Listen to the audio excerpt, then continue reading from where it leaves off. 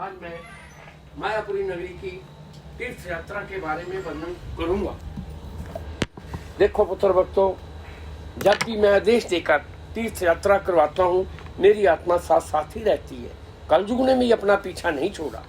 और पुत्र, जब मेरा भगत संजय नाम वाली आत्मा शीतल जल को वितरित करने के लिए आरंभ करने वाला था, तो कलयुग अपना प्रभाव बना देता। मैं द्वारपाल बनकर उसी स्थान पर खड़ा रहा। और पुत्र, जो बिना जटाओं के अपने लोटे में उस जल को ग्रहण कर रहा था, वे कौन था? वे मेरी ही आत्मा थी। मैंने सबसे पहले उस शीतल जल को अपने हाथों में लिया, जिससे कि ये किया हुआ जग पूर्ण रूप से सफल हो जाए।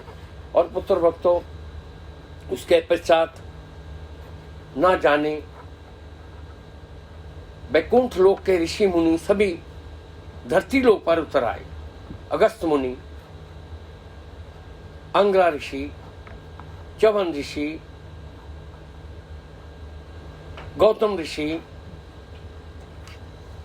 यहां तक कि उस स्थान पर ब्रह्मा विष्णु भी पहुंचे। तो शंकर कैसे पीछे रह सकते थे? शंकर ने भी अपने नंदी को तैयार किया और अपने पुत्र भक्तों को दर्शन दिए। हे पुत्र भक्तों, देव आत्माओं की आत्मा क्षण पल के लिए ही उन आत्माओं में धरती लोक पर आती है, सदा के लिए नहीं रहती।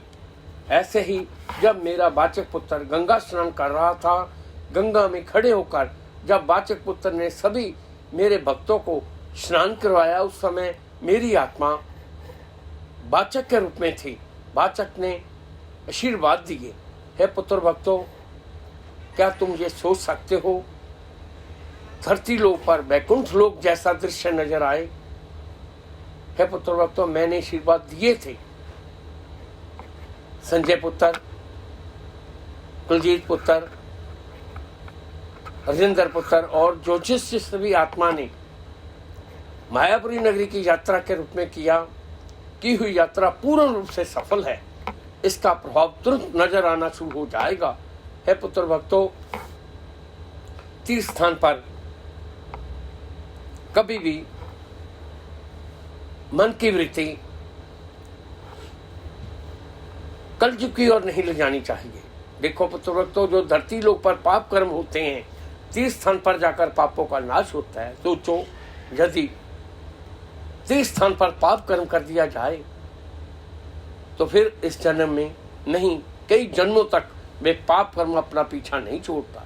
इसलिए पुत्र भक्तों, केवल अपने पापों को नाश करने के लिए गंगा में स्नान करना चाहिए। गंगा ही धरती लोक पर ऐसी है जो पापों से मुक्त करवा सकती है। और पुत्र भक्तों, जिन जिन आत्माओं ने पिंडदान इत्यादि के रूप में किया, उनके ऊपर पूर्ण प्रसन्न है। और जिनके ऊपर पितर दोष था, उस दिन किया हुआ पिंड दान इत्यादि से पितर दोष पूर्ण रूप से समाप्त हुए।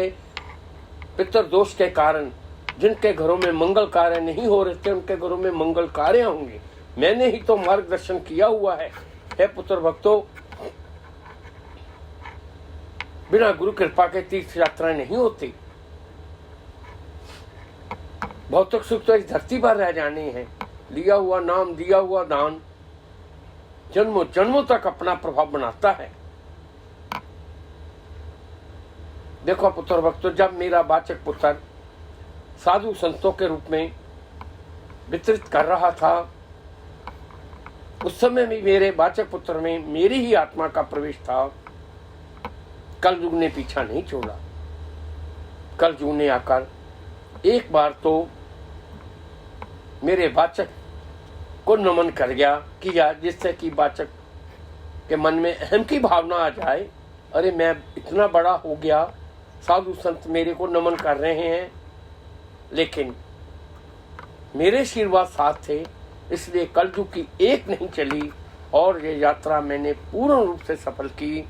इसमें किंचित मात्र भी संशय नहीं होगी। जिन जिन आत्माओं ने मायापुरी नगरी में दान के रूप में किए, पूर्वजों के निमित्त होकर किए हुए दान पूर्ण रूप से सफल है। हे पुत्र भक्तों, पूर्व जी तो परमात्मा के साथ मिलान करवा सकता है, क्योंकि जो पूर्वज पितरों के रूप में होते हैं वह अपने वंशज की देवात्माओं के आगे प्रार्थना करते हैं, हे देवात्माओं आगे मेरे वंश में वृद्धि हो, उनके घर में मंगल कार्य हो। जो आत्माएं बिछड़ चुकी हैं, जो पितरों के रूप में हैं, उनको श्राद्ध के रूप में जो आत्मा भोजन करवाता है, हे पुत्र तो उनके भी 3 कुलों तक पितृ दोष का प्रभाव नहीं रहता। बात केवल श्रद्धा भावना की है। पूर्ण विधि के साथ किया हुआ कार्य कभी भी खाली नहीं जाता। हे पुत्र तो मायापुरी नगरी तो एक ऐसा भूमि है, तपोभूमि, जहां जाकर जाने अनजाने से भी मुख से गंगा का नाम निकलता है, ना जाने कितने पापों का नाश हो जाता है। और गंगा स्नान करने से पुत्र भक्तों पापों के ढेरों के ढेर नाश होते हैं। इसीलिए मैं बार बार आदेश देता रहता हूं, ऐसे समय को हाथ से नहीं जाने देना चाहिए।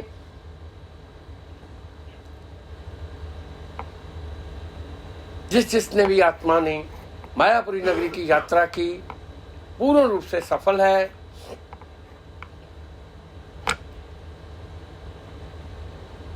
आगे के लिए भी इन हाथों से शुभ कर्म करवाऊंगा, कदमों से तीर्थ यात्रा करवाऊंगा, मंगल ही मंगल होते जाएं। बैठी हुई सभी आत्मा मेरी दृष्टि में है, रुद्र पुत्र भी मेरी दृष्टि में है। मेरा पुत्र, मेरा भक्त रूप नाम वाली आत्मा को मेरे बहुत बहुत आशीर्वाद, विजय पुत्र को मेरे बहुत बहुत आशीर्वाद, प्रदीप पुत्र को मेरे बहुत बहुत आशीर्वाद, और जो जो भी आत्मा इस समय मेरे दरबार में उपस्थित हैं सभी मेरी दृष्टि में है। ऐसा नहीं समझना चाहिए मेरे पिता ने मेरा नाम लेकर क्यों नहीं कहा। सभी को आशीर्वाद देकर अपनी वाणी को विराम दे रहा हूँ कि ये रक्षा जग, संकल्प जग, प्रार्थना जगों को अपने हाथों में लेकर अब मेरी आत्मा वैकुंठ लोक की ओर जाएगी। इसलिए आज मेरे दरबार में और किसी का फल नहीं होगा। बैठी हुई सभी आत्मा को मेरे बहुत बहुत आशीर्वाद। इति शुभम।